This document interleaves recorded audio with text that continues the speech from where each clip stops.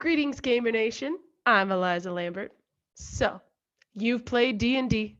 You've used bags of holding to store your copper coin collection. You've cooked bugbear stew in the swamps of despair.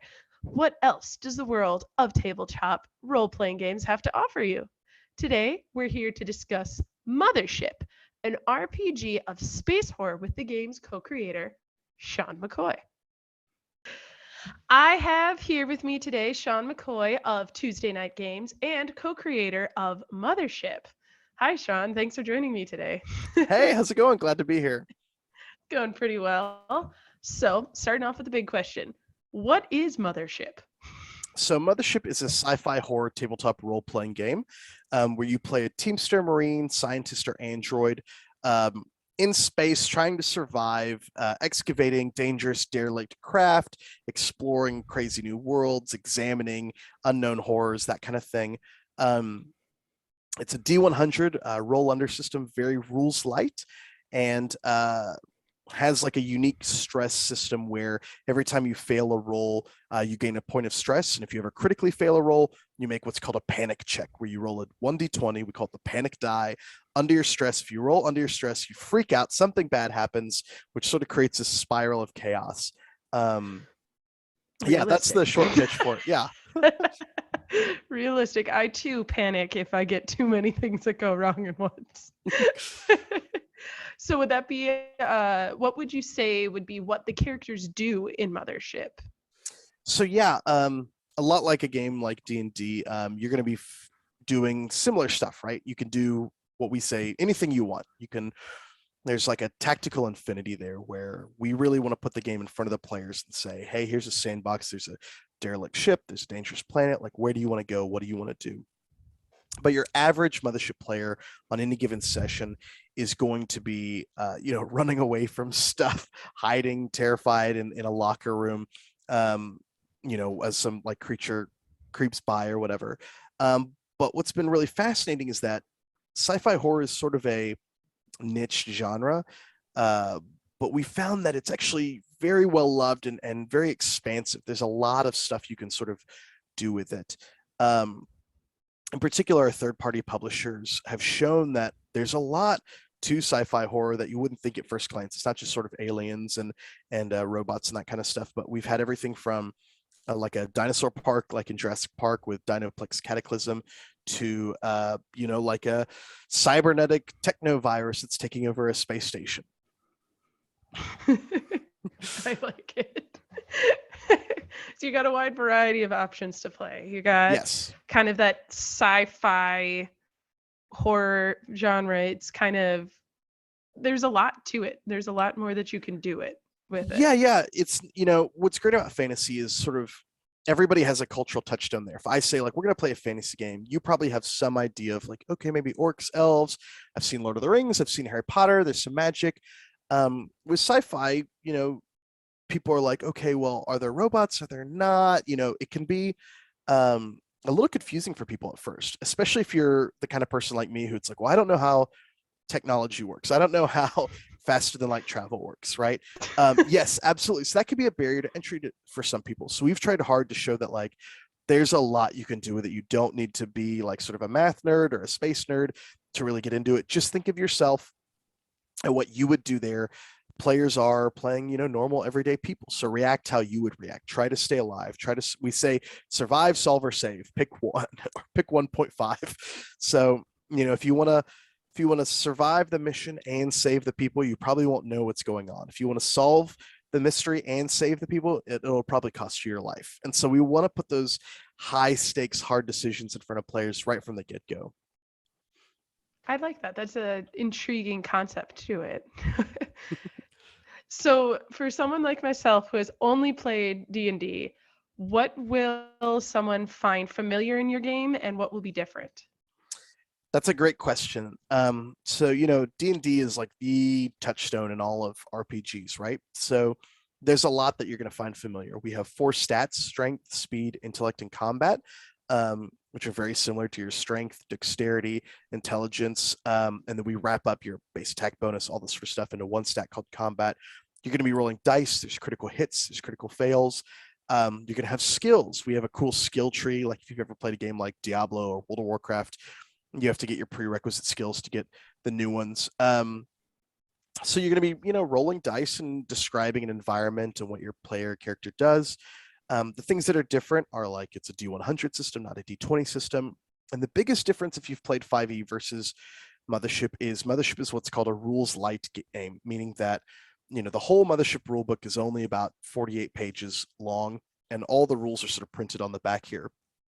So a game like 5e has a lot of different rules to it, covering things from like your actions, your bonus actions, your reactions, to spells and spell points and long rests and short rests and that sort of stuff. Mothership takes a lot of that off the table and gives you the very basics.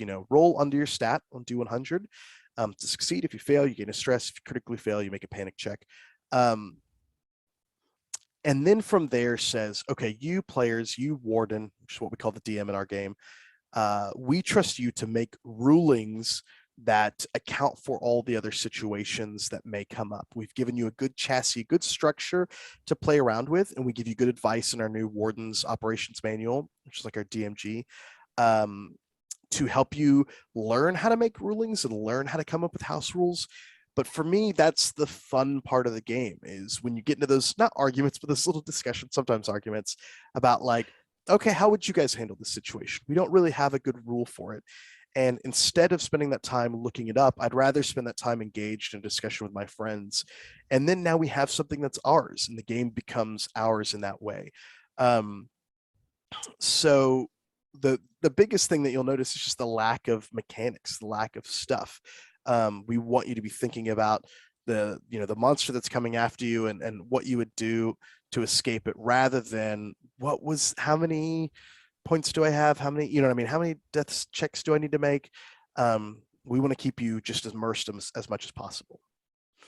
I really like that because I know that was a barrier between me and getting into D&D right away. It actually took me a little while to get into D&D, especially with when I started playing with a character who could cast spells. I Sure. would forget what the spells were that I could do, and I'd have to like go back to the book and be like, wait, what does this one do? How far away do I have to be in order for this to work? Oh crap. And then when I would try to get other people in, I like didn't know it well enough to get other people excited into it until I'd been playing for a while. Yeah, we have a thing called time to table, which is just like board games and role playing games are the only art form in the world where like somebody has to read all of it, learn all of it, teach it to other people, and then we got to play a couple of rounds of it poorly before anyone gets to know what's even going on. And so Tuesday Night Games, ever since like Two Rooms and a Boom, we've always wanted to reduce that as much as possible. So like in Mothership, you'll see I talked about all the rules are in the back of the booklet. We have a character sheet here. So our character sheet has like a little flow chart. All the rules for character creation are right there on the sheet.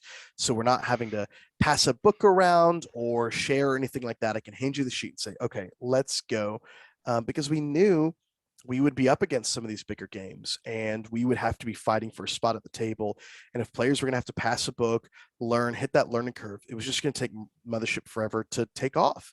And so we've tried as hard as we can to just sort of reduce that barrier to entry as much as humanly possible. I like that. That's definitely a good path to go down on nerdy games, I think, because whenever you have to learn an entirely new thing, sometimes your brain just shuts off. You're like, wait, okay, give me a minute. But I have been told that the show's producer Ben tells me that Mothership is an OSR game. Now, I've only played 5th edition D&D, so I'm not familiar with that term. What is the OSR? That's a great question. So the OSR stands for Old School Renaissance, and it comes about from a lot of different places. But the way I think of it is, I start with 3rd edition D&D, and 3rd edition moves into 4th edition, and there's this huge backlash amongst the broader player base that 4th edition is totally different, not D&D at all. And a few things start happening around that time. First is you get Pathfinder. Pathfinder takes off as sort of staying true to 3rd edition D&D and supporting that game, and that blows up. The second is you start to notice that there's been this community of people who all along have been playing games like the original Dungeons and Dragons from 1974, basic expert D&D from the 80s, edited by Tom Moldvay and Cook, and even AD&D by Gygax, and they've written on these blogs and these forums, and they've sort of unearthed or spent time talking about what actually made those games great to begin with and what's been lost in the various edition changes as things move away from a different style of play. And so all of these things start swirling together at the same time, and you get this community of people who are all writing these blogs, all talking about the ways they like to play D&D, and you get something sort of new that's greater than the sum of its parts, right?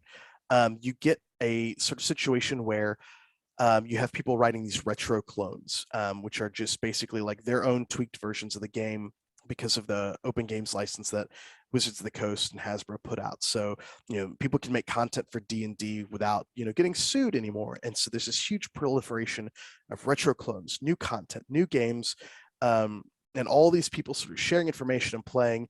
And, that started this sort of old school renaissance. So Mothership, couldn't be further from a typical OSR game. It's not fantasy, it's not D20, it's D100, it's sci-fi horror. But it sort of came out of the tradition. A lot of the creators were around in that community talking to those people. And so a lot of the lessons we learned about, information design and graphic design and getting the game to the table quickly, high lethality, and why those high stakes matter, or playing characters that are normal everyday people as opposed to like superhero people. We took a lot of those sort of lessons and really applied them. So Mothership is very OSR adjacent, or a lot of OSR people would recognize a lot of the same traits, like I was talking about rules light earlier. Well, there's an OSR saying rulings, not rules. Learn how to make rulings in the moment. Don't worry about memorizing a lot of rules. And Mothership definitely applies to that. Whether it falls 100% in that camp or not, it's hard to say, but I think the influence is kind of undeniable. So, what is one of your peak moments in Mothership, whether playing or running? So I have a great home group who I miss very dearly. We are online now. One of my favorite memories, and this is going to sound pretty dark at first, but it is, I was playing at Gen Con with Alan and Lindsay Rode from Rose Gauntlet Games, and some of our other friends. And everyone was freaking out. We were at that perfect moment in the one shot where everything's sort of coming crumbling down. Somebody's just shot off somebody else's arm with a laser cutter. And I say to Lindsay, "What do you do?" And she says, "I take out a cigarette and I sit on the ground and I wait for it all to end." I say, "Okay, you're waiting for like a few minutes." She goes, "No, no, no. I'm waiting for life to end." And it sounded just so dark, but she was like, "My character's so stressed out, I can't think of what to do." It's maybe not even a great selling point for the game, but that fact that she was just so into it, so into that moment, because things were really falling apart all around her, really just tickled me. I find that a lot of in my games, my best memories, and maybe you can relate to this as a 5e player, are when things go way off the rails, when the hijinks ensue, where things are falling apart, when they've taken the flamethrower to the cryopods and the ship's burning down. Like, that's when I feel like the memories are made. I don't remember a lot of level ups. I don't remember a lot of quest completion, but I remember every time my character died, which in Mothership is pretty often. Oh no. I've got a pretty good streak going of my character not dying for a while. Oh, that's awesome. That's great. I don't want to break it now. So what sort of media and movies inspired Mothership? I mean, obviously there's Aliens, but other than that, is there anything else that gave you some ideas you might be inspired by? Yeah, absolutely. We did a cool little bingo card on our Kickstarter page with all of our inspirations, and it's been really fun because on our Discord server, a lot of our players were saying like, "I don't think I have a single bingo on this card," because the inspirations went all over the place. The whole Alien franchise is, of course, just a touchstone in the genre, as are things like Event Horizon and Dead Space. But there's some weirder stuff out there. I got a huge part of my education about horror in general from this relatively new podcast called Live at the Death Factory, which is really, really great. And they just do the deep dives into some obscure and not so obscure horror movies. So Mothership is a horror game, right? Not just sci-fi. And I'm kind of a horror weenie. I'm just always terrified of stuff. So it was really great to listen to the creators of that show, Astrid, I'm sorry, and Sean McTiernan, and how their banter is really great. There's some other weird ones too. There's like an old Japanese cyberpunk movie called Tetsuo, the Iron Man. Um, there's a great book of short stories called A Collapse of Horses by an author named Brian Evenson, who's just one of my favorite authors. And in that short story collection, he had a story called The Dust, and it was about these miners on a ship. Um, and this dust from the material they're mining starts getting into their suit, and they start breathing it and having these hallucinations. And it was around reading this story where I was going like, there's really something here. I'm really surprised that we haven't had more sci-fi horror. Earlier I was talking about the OSR and thinking about like, the high lethality. The genre really lends itself well. All this sort of stuff I've been learning to this sort of genre. Um, of course, there's movies like Leviathan, which were really great. And then all the sort of stuff like Sunshine, if you've ever seen that by Danny Boyle, that's a really great one that gets forgotten a lot. So a lot of great movies. Um, a novella called Diamond Dogs by Alistair Reynolds. I'm just like listing off a ton of them, but we got a lot of inspiration from a lot of different places. We were doing a book club amongst the other developers on the game for a little bit. And we really just sort of enjoy soaking up that new media and seeing where we can fit it in to our products. I like that. It's more interesting when it's taken from a bunch of different places than it doesn't just feel like a rehashing of Alien or a rehashing of Yeah, Leviathan. absolutely. Yeah. So tell me about the creative team behind this game. So we're a small team. Alan Girding and myself are Tuesday Night Games. We co-founded Tuesday Night Games together. We co-created Two Rooms and a Boom almost 8-9 years ago now. And we've put out other games like World Championship Rush Roulette. That's not Lemonade. The Mothership team specifically, our editor, Jarrett Crater, has edited all our books, and he was Mothership's probably first fan. Mothership started off as what we call a pocket mod, just a single sheet of paper folded up into a tiny little book. Um, and I met him at Gen Con, and he had a backpack full of those, and he was like, I love this game, I want in on this game. So he's been our number one cheerleader. He's been this sort of the guy who's like corralled all the like cats to get everybody on the same page. After him, it was Don Stroud and Fiona Maeve Geist, who wrote Dead Planet, and we sort of knocked that out in like 6 weeks. We won an Emmy for it. They've been incredible. We've expanded the team since then to include Luke Gearing, who's won a couple of Emmys, just wrote Gradient Descent.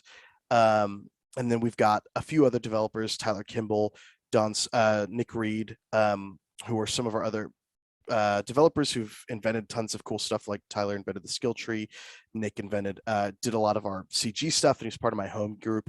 And then we've got tons of play testers and moderators for our Discord channel, who've all been just incredible, and we really wouldn't be able to do it without them. I think a lot of times there's this feeling that the game kind of revolves around the designer, and the designer is like the core creative force. And that couldn't be less true for Mothership. We think that the designer revolves around the game, and that the most true version of the game is going to happen at your table. It's not in the book. It's not in my head. You don't have to try and fail to live up to my expectations as a designer. What matters is that like we serve up the game to you to be able to play however you want, with your friends, however is most fun to you. And so we couldn't have done that without the amazing team that we have. So tell me about the Kickstarter that you guys have going on for this game. So we are running a Kickstarter right now for the first edition box set. Basically, everything leading up to now we call Zero Edition, which was like an early release.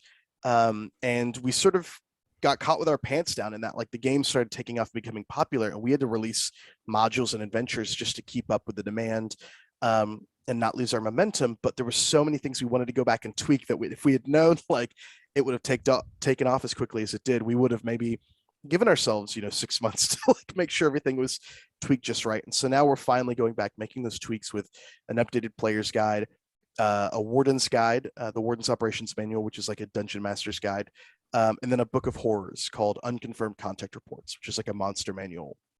So we're taking sort of our love of that 3-book system that Dungeons and Dragons pioneered, putting those in a box, like the original Dungeons and Dragons and Traveler did in the 70s, with a lot of other goodies that we've unlocked, like a Warden screen, a new book called The Shipbreaker's Toolkit, which is like how to make your own ships.